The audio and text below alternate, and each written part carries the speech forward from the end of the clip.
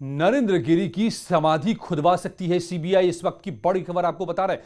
सूत्रों के हवाले से हमें जानकारी मिल रही है कि समाधि को खुदवा सकती है, यानी पार्थिव शरीर को बाहर निकाल सकती है सीबीआई जांच के लिए। यह बड़ी खबर निकल कर आ रही है कि बॉडी की जांच के लिए समाधि को खुदवाया जा सकता है। गर्दन के निशान की हो सकती है पड़ताल। गले पर लिखा था वी का, गले पर लिखा था, मिला था निशान वी का। तो बॉडी की पड़ताल के लिए सीबीआई एक बार फिर से समाधि को खुदवा सकती है, बॉडी को बाहर निकाल सकती है। नरेंद्र गिरी सुसाइड केस में एक ये बड़ी खबर अभी सूत्रों के हवाले से मिल रही है। सीबीआई ने अब पड़ताल शुरू की है और जो पहली बड़ी खबर निकल कर आ रही है, गले पर जो वी का निशान मिला था, बॉडी पर क्या क्या हालात थे, इस बात की पड़ताल के लिए समाधि को खुदवाया जा सकता है। अजीत सिंह हमारे संवाददाता मेरे साथ जुड़ गए। अजीत, क्या जानकारी मिल रही है? अजय, बड़ी खबर है। सीबीआई उनके पार्थिव शरीर को भू समाधि से निकालकर जांच कर सकती है, क्योंकि जो गले पे बी के निशान थे, कहीं और चोट के निशान तो नहीं है। और लगभग एसआईटी की एक टीम जब आई थी, आस्था जायसवाल, तो हमारे पास जो खबर है, शायद मठ के संतों से भी उन्होंने बात की है, जिस पर वो राजी हो गए। अगर सीबीआई चाहेगी तो उनके शव को बाहर निकालेगी। तो बड़ी खबर इस वक्त न्यूज 18 अपने दर्शकों को बता रहा है कि उनके पार्थिव शरीर को अगर सीबीआई को लगता है कि उनके शव को देखना चाहिए, चोट के निशान है क्या है, तो सीबीआई उनके शव का परीक्षण कर सकती है, देख सकती है समाधि से निकालकर, और फिर एक प्रक्रिया के तहत दोबारा उन्हें वो समाधि दी जाएगी। और इस बात की सहमति भी मठ से ले ली गई, जो अभी तक हमारे पास खबर है।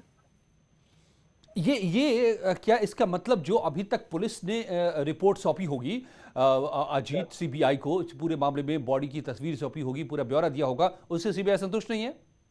देखिए, बिल्कुल सीबीआई जब जांच शुरू करेगी तो हर चीज को अपनी तरह से करेगी, क्योंकि एसआईटी की जांच या पुलिस की जांच अगर से वो संतुष्ट हो जाती है तो फिर सीबीआई अपने तरीके से अलग से इन्वेस्टिगेशन करती है। इसलिए उन्होंने सारे डॉक्यूमेंट का स्टेटस रिपोर्ट लिए।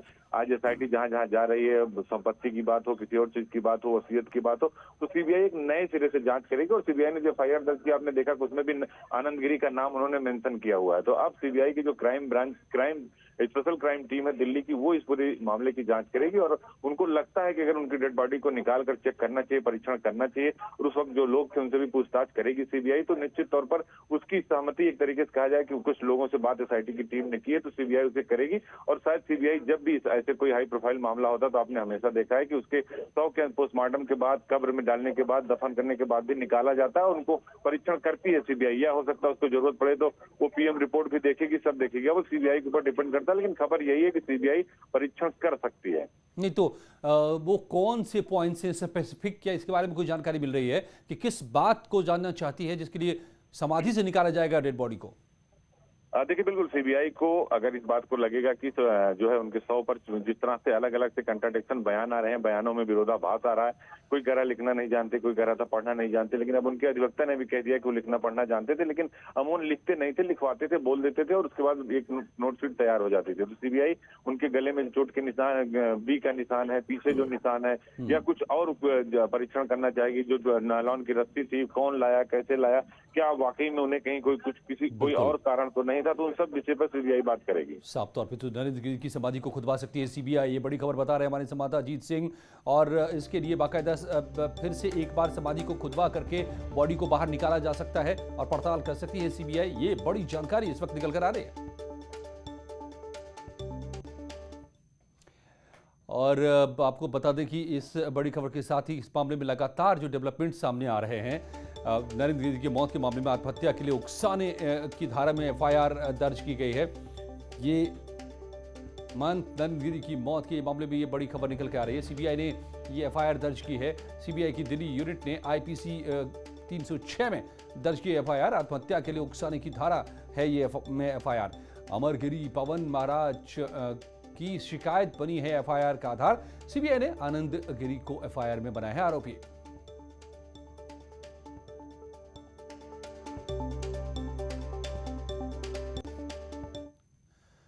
और महंत नरेंद्र गिरी ने मौत से पहले 20 सितंबर को 18 लोगों से बात की थी। ये भी जानकारी निकल के आ रही है। नरेंद्र गिरी ने 20 सितंबर को हरिद्वार के 2 बड़े प्रॉपर्टी डीलर से भी बात की थी। नरेंद्र गिरी के मोबाइल की डायल हिस्ट्री में 35 लोगों के नाम सामने आए हैं। 35 में से सिर्फ 18 लोगों से हुई बातचीत, जिनसे महंत नरेंद्र गिरी की बात हुई, सबके बयान दर्ज करेगी पुलिस। 20 सितंबर को सुरक्षा में तैनात पुलिस कर्मियों की लोकेशन जांच टीम ने भी मंगाई है। तेज हो रही है पड़ताल, हर एक पहलुओं को खंगाला जा रहा है। 35 लोगों से संपर्क किया था नरेंद्र गिरी ने। मौत से एक दिन पहले 18 लोगों से बात हुई थी। और महंत नरेंद्र गिरी की मौत के पीछे क्या जमीन का विवाद था? बताया जा रहा है कि बाघंबरी मठ की जमीन पर साल 2011 में विवाद शुरू हुआ था। महंत नरेंद्र गिरी ने एक एक करके 4 हिस्सों में जमीन को बेचा था। हर बार जमीन को लेकर उनका शिष्य आनंद गिरी से विवाद हुआ। ऐसी जमीन में तत्कालीन एसपी विधायक और प्रॉपर्टी डीलर शैलेंद्र सिंह ने भी जमीन खरीदी थी और उस जमीन पर अपार्टमेंट बनवाया था। सूत्र बताते हैं कि उस अपार्टमेंट में महंत नरेंद्र गिरी के सबसे करीबी सुरक्षाकर्मी अजय सिपाही को एक बड़ा फ्लैट दिया गया था।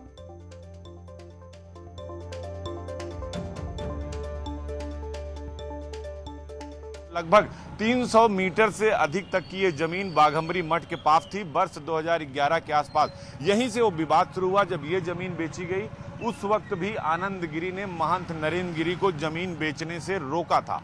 रोकने के बावजूद महंत नरेंद्र गिरी ने ये जमीन उस वक्त के तत्कालीन विधायक महेश नारायण सिंह, जो समाजवादी पार्टी से जुड़े थे, उनको ये जमीन बेची।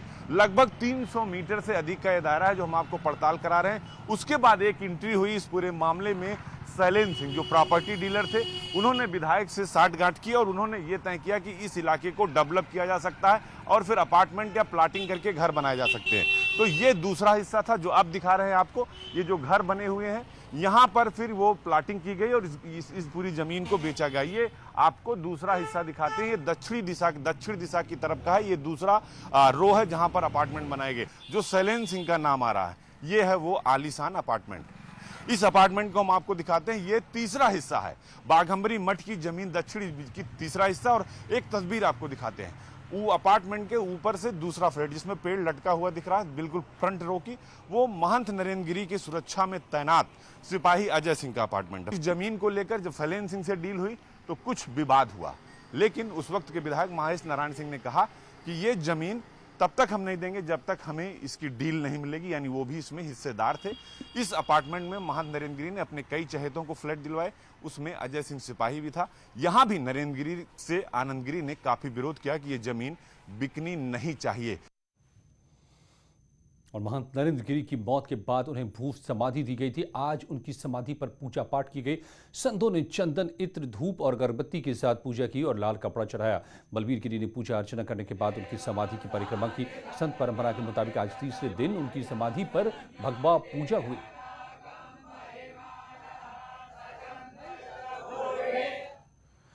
और कांग्रेस से बड़ी खबर है। यूपी में कांग्रेस अपना चुनावी अभियान वाराणसी से शुरू करेगी।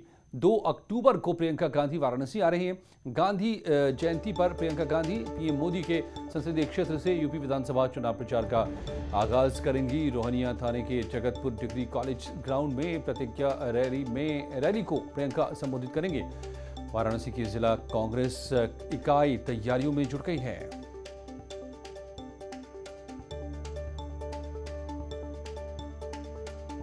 तो वाराणसी से चुनावी अभियान की शुरुआत करने जा रही हैं प्रियंका गांधी।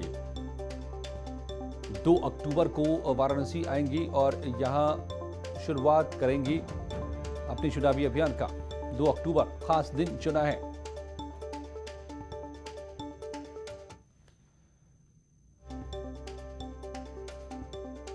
उत्तर प्रदेश की सियासत से जुड़ी आज की ये बड़ी खबर अब आपको बताते हैं।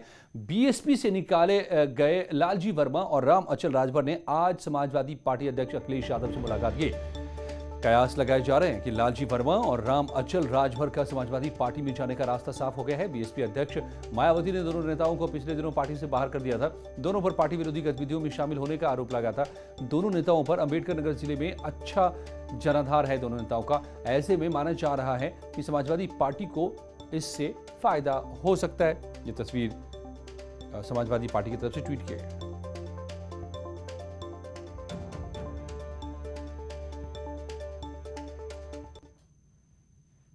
लौटते हैं कुछ ही पलों में इस वक्त की और खबरों के साथ।